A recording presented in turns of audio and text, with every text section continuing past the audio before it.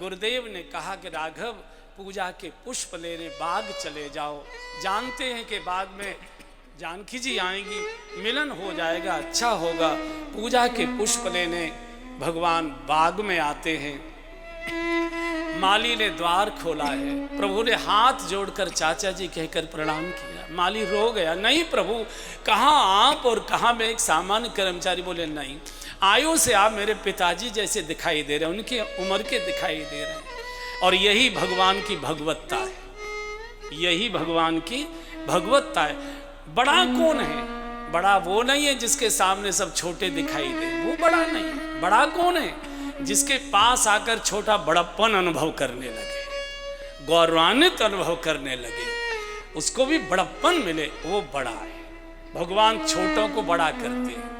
माली को बड़ा कर रहे हैं, केवट को बड़ा करेंगे, गुह को बड़ा करेंगे मित्र बनाकर, केवट से मांग कर उसको बड़ा करेंगे, वनवासियों के बीच रहकर प्रभु बड़ा करेंगे, बंदरों को साथ लेकर भगवान उनको बड़ा करेंगे, जो छोटे को बड़ा करेंगे।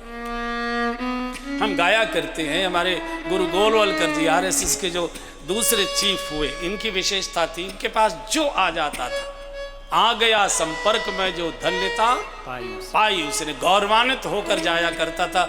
भले ही गुरुजी के विचारों से मतभिन्नता रखता होगा, लेकिन एक बार वो भी मिल लेता था तो गुरु की जय जयकार गुरु जी की करके जाता था। सती न माने माधव चरण में, सती न माने माधव चरण में, सती न माने माधव चरण में, सती न माधव चरण में।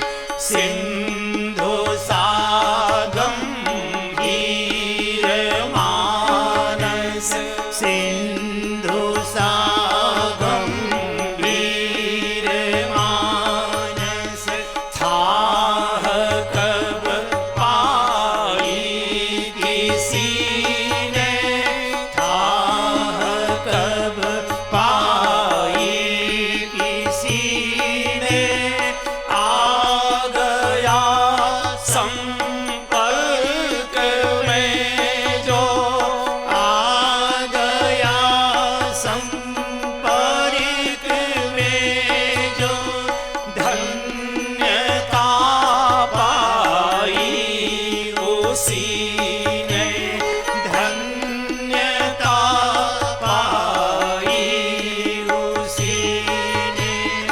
आप योगेश्वर नये थे, आप योगेश्वर नये थे, छल भरे कुरुक्षेत्र रण में, सत्य नमन माधव चरण में, सत्य नमन माधव चरण में, सत्य नमन माधव चरण में, सत्य नमन माधव चरण में, सत्य नमन माधव चरण में। आ गया संपर्क में जो धन्यता पाई, जो छोटे को बड़ा कर दे वही बड़ा है। जो सबको छोटा करने की कोशिश करे वो बड़ा नहीं हो सकता। दिखाई जरूर दे रहा होगा कि बड़ा है, उसका हृदय बहुत छोटा है। प्रभु माली को चाचा जी कहकर प्रणाम करते हैं। प्रभु अंदर प्रवेश करते, इसी समय घटना घटित होती। ते ही अवसर सीता आई, किशोरी जी का बाल में हाथ अवसर सीता आई, गिरिजा पूजन जननी पठाई, गिरिजा पूजन जननी पठाई, सखी सब सुभग सयानी संग सखी सब सुभग सयानी गावत गीत मनोहर भारी गावत गीत मनोहर भारी। जिस समय प्रभु बाग में गुरु पूजा के लिए पुष्प चयन करने आए, ठीक उसी समय सुनैना माँ ने जानकी जी को कहा, जानकी बिटिया कल तुम्हारा स्वयंवर होने वाला है, कल तुम वर का चयन करोगी, इसलिए आज बाग में जाओ, गौरी माँ का पूजन करो और गौरी माँ के पूजन से उनका आशीर्वाद लेकर आओ ताकि तुमको मनोनुकूल वर की प्राप्ति हो जाए। माँ की आज्ञा से जानकी जी, किशोरी जी सखियों के साथ बाग में प्रवेश कर रही। बड़ा सुंदर मार्ग, हमारे पूज्य मामा जी, बक्सर वाले मामा जी, आपने दर्शन किए होंगे, उनका ये बड़ा मार्मिक भजन है। पूजन की करके तैयारी सखिन संग आई जनक की लली।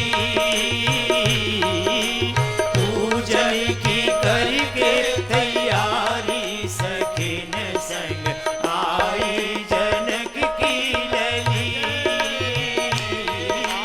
पूजन की करके तैयारी सखिन संग आई जनक की लली। संग सखी सब सुभग सया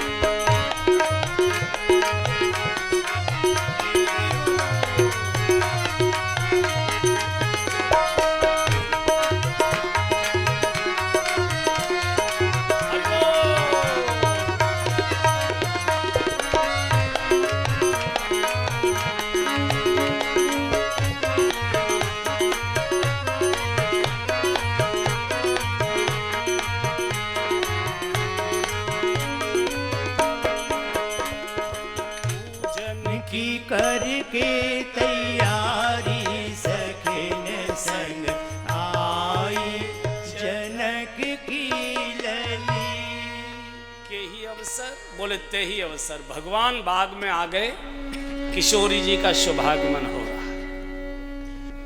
ये हम सबके जीवन से जुड़ा हुआ प्रसंग है। भगवान गुरु पूजा के लिए आए हैं और किशोरी जी गौरी पूजन के लिए आई है। और दोनों की उम्र क्या है? वह किशोर सब भांति सुहाए। दोनों की किशोर अवस्था है। भगवान की भी किशोर अवस्था है, वह किशोर सब भांति सुहाए। किशोरी जी तो किशोरी जी हैं, उनकी किशोर अवस्था है। किशोर अवस्था में भगवान गुरु पूजा के लिए आते हैं और जानकी जी गौरी पूजन के लिए आती है। गौरी पूजन करने श्री किशोरी जी आई हैं। बाग में आई, 3 काम के भगवत मिलन से पूर्व जानकी जी 3 कार्य करती हैं। बाग में आती हैं, बाग सत्संग का प्रतीक है। सत्संग में जाना, लेकिन सत्संग में बहुत लोग जाते हैं तो भगवान तो नहीं मिलते, तो बाग में सरोवर था, उसमें स्नान करती है। सरोवर कहते हैं संत के हृदय को। संत हृदय जस निर्मल बारी। अपने आचरण और व्यवहार से किसी संत के हृदय में प्रवेश करना, हम उसे याद करें। सामान्य बात है, वो पूजा के आसन पर बैठकर हमको याद करता हो, इतना हमारा आचरण व्यवहारशील भरा हो। और तीसरे गौरी पूजन करती है। गौरी श्रद्धा की प्रतीक है। श्रद्धा बिना धर्म नहीं हुए। श्रद्धा कहते हैं विनम्रता पूर्वक समर्पण को, किसी के प्रति विनम्र समर्पण हमारा, उसको कहते हैं श्रद्धा। तो जानकी जी गौरी पूजन गई। एक सखी दूर से देख गई, अरे ये तो वही राजकुमार है जो कल नगर दर्शन कर। ओ जानकी, ओ जानकी, ये देवता का, ये देवी का दर्शन पूजन पाठ में करना, पहले असली देवता का दर्शन कर। क्या है? बोले देखन बाग कुंवर दोई आए। यहाँ गुरु कह रहा है, देवी भगवान का दर्शन करो, सखी गुरु के रूप में। और जब जानकी जी चली तो कंकन किंकिन नूपुर सुन धुन सुन, उनके श्री चरणों के अंगों के जो आभूषण थे, खन खन खन खन बजे, कंकण किंकिन नूपुर धुन सुन। भगवान उस दिशा में टकटकी लगा रहे हैं। लखन में लगता है कामदेव आक्रमण करने आ रहा है। कौन आ रहा है? ध्यान दीजिए, भगवान उस दिशा की ओर देख रहे हैं जिधर से जानकी जी के आभूषणों की आवाज आ रही थी। टकटकी लगा। हम भगवान के दर्शन के लिए बिहारी जी के पर्दे के बाहर टकटकी लगाकर हाथ जोड़े खड़े हैं। पुजारी कब पर्दा हटाए और कब हम बिहारी जी का दर्शन करें, ये सामान्य दर्शन है। पर्दा लगा है, बिहारी जी पर्दे के अंदर हैं और बिहारी जी टकटकी लगाकर इंतजार कर रहे हैं कि मेरा पुजारी मेरे पर्दे को कब हटाए और कब नई मंडी से आए भगत का मैं दर्शन करूं। ये भाव की पराकाष्ठा। हमने ठेका लिया है, उनको कभी हमारी याद नहीं आई कि आया नहीं इतने दिनों से भगवान। मुझे सूरदासी की बात बहुत अच्छी थी। आप जानते सूर अंधे थे, तो जब जाते थे संध्या आरती के लिए श्रीनाथ जी के मंदिर में तो लालटेन ले जाते थे, चूंकि कोई टकरा न जाए कोई बात। तो जैसे आरती का घंटा बजता था, सब लोग आरती को खड़े हो जाते थे। आरती शुरू होती थी तो ये भीड़ में पीछे खड़े हो जाते थे। अंधे आदमी आगे कहाँ जाए, पीछे, और लालटेन कंधे पर, और वहीं से चिल्लाते थे, जय हो श्रीनाथ जी की, जय हो श्रीनाथ जी की, जय हो गिरिराज जी की। एक दिन एक महात्मा ने व्यंग कर दिया, बाबा हो तो अंधे, भैया लालटेन रखने से क्या फायदा है, तुम्हें तो कुछ दिखाई दे ना। तो सूरदास जी ने कहा कि भैया ये तो तू कोई नई बात नहीं कह रहा है, ये तो दुनिया जानती है, मैं जन्मांध हूँ, लेकिन मैं लालटेन क्यों रखा हूँ इस पर जो तू उल्हाना दे रहा है। मैं ही तो अंधा हूँ, मैं ही तो अंधा हूँ। मैं तो लालटेन कंधे पर इसलिए रख के हल्ला मचा रहा हूँ कि लालटेन की रोशनी में श्रीनाथ जी को तो सूरदास दिखाई दे जाएगा कि वो हल्ला मचा रहा है। उसकी तो दृष्टि पड़ेगी, प्रभु की दृष्टि हमारे ऊपर पड़े। और जैसे भगवान ने देखा तो कहा, लखन मेरा मन तो जानकी जी को चला गया। ये वही तात जनक तनया यह सोई। और भगवान का मन तो भक्ति के साथ ही जाएगा, कहाँ रुकेगा। लेकिन लखन भगवान को मालूम था कि मुजफ्फरनगर के लोग भी इस कथा को सुनेंगे। वो कह सकते हैं अगर बाग में भगवान मिल सकते तो पार्क में हम क्यों नहीं मिल सकते। ऐसा कई बार व्यक्ति गलतफहमी पैदा कर लेता है। भगवान कहते हैं लखन में जानकी जी के दैहिक सौंदर्य से प्रभावित नहीं हुआ, तो बोले जास बिलोक अलौकिक शोभा। कोई देह की चर्चा ही नहीं है, पूर्ण अलौकिक। और कभी भी बड़ा भाई छोटे भाई से नहीं कहता कि मैं उस लड़की से आकर्षित हो गया हूं, छुपाता है। लेकिन भगवान छोटे भाई से चर्चा कर रहे हैं, लखन मेरा तो मन उधर चला गया। क्यों? क्योंकि लखन जैसा वैरागी कभी इस पृथ्वी पर हुआ नहीं। लक्ष्मण जी ने कभी भी जानकी जी को भाभी कहकर नहीं बोला, हमेशा मां कहकर बोलते थे। लक्ष्मण जी ने कभी जानकी जी का चेहरा नहीं देखा। जिस समय सुग्रीव ने आभूषण दिए थे और भगवान ने कहा लखन पहचानो, ये शीश फूल जानकी जी का है क्या, ये कर्ण फूल जानकी जी का है क्या? तो लक्ष्मण जी ने कहा प्रभु क्षमा करें, ना हम जानामी केयूरे ना हम जानामी कुंडले। क्या जान सकते हो? बोले नूपुरे अहम जानामी, क्योंकि नित्य पादाभिवंदन है। मैंने केवल माँ के बिछिए नूपुर देखे, मैंने चेहरा देखा ही नहीं है, मैंने चरण देखे चेहरा। इतना बड़ा वैरागी। यहाँ से जानकी जी गई भवानी भवन बहोरी, मैंने तो इनको वर्ण कर लिया। ये तो इतने कोमल दिखाई दे रहे हैं कि इनको तो फूल की कड़ी तोड़ने में पसीना आ रहा है, ये धनुष कैसे तोड़ेंगे? चलो माँ से ही प्रार्थना करती हैं।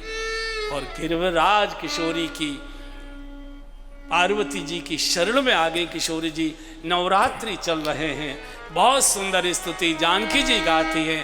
जय जय गिरिवर राज किशोरी, जय जय गिरिवर राज किशोरी, जय महेश मुख चंद चकोरी, जय महेश मुख चंद चकोरी, जय गज बदन षडानन माता, जय गज बदन षडानन माता, जगत जननी दामिनी तुति गाता, जगत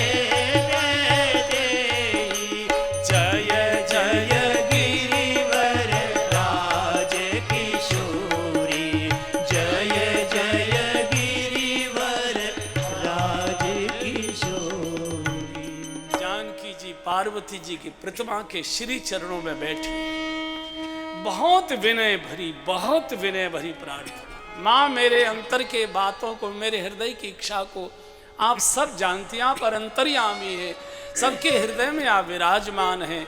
इसलिए मैंने अपनी बात जो मेरे मन में है उसको मैंने होठों से नहीं बोला।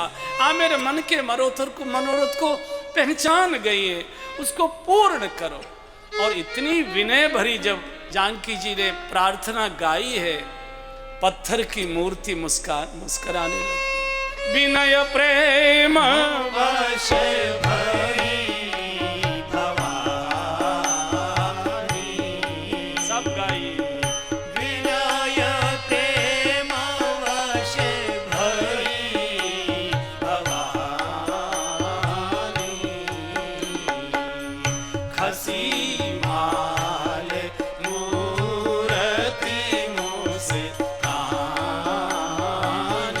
आशीर्वाद। खसी माल मूरति मुस्कानी। सुन सिय सत्य आशीष हमारी, सुन सिय सत्य आशीष हमारी। पूजहि मन का मना तुम्हारी, पूजहि मन का मना तुम्हारी। नारद वचन सत्य सूचि साचा, नारद वचन सत्य सूचि साचा। सो बर मिलहि जाहि मनु राजा, सो बर मिलहि जाहि मनु राजा। विनय में, दैन्यता में, विनम्रता में कितनी ताकत है। पत्थर की मूर्ति मुस्कुरा गई। खसी, अरे वो भी पत्थर की संगमरमर की मूर्ति थी, ऐसा नहीं है। खसी माल मूरत मुस्कानी। हम अहंकार में डूबे रहते हैं, पड़ोसी भी मुंह बिगाड़ लेता है देखते ही। विनम्रता चाहिए, अंदर से दया। व्यवहार मत करिए, लेकिन भीतर कटता भी मत रखिए। जानकी जी, आपने जो मन से वर्ण किया है, मेरा सच्चा आशीर्वाद है कि आपको वो पति के रूप में मिलेंगे। जाओ प्रसन्नता से। और पार्वती जी का आशीर्वाद लेकर सखियों के साथ श्री किशोरी जी भवन को आती हैं। भगवान पूजा के पुष्प लेकर गुरुदेव की ओर जाते हैं। गोस्वामी जी ने बहुत सुंदर छंद लिखा है, आप सबको याद है, गाइए। मानो जाहि राजे मिलहि सोबर, सहज सुंदर सावरो, करुणा निधान सुजानशील, स्नेह जानत रावरो।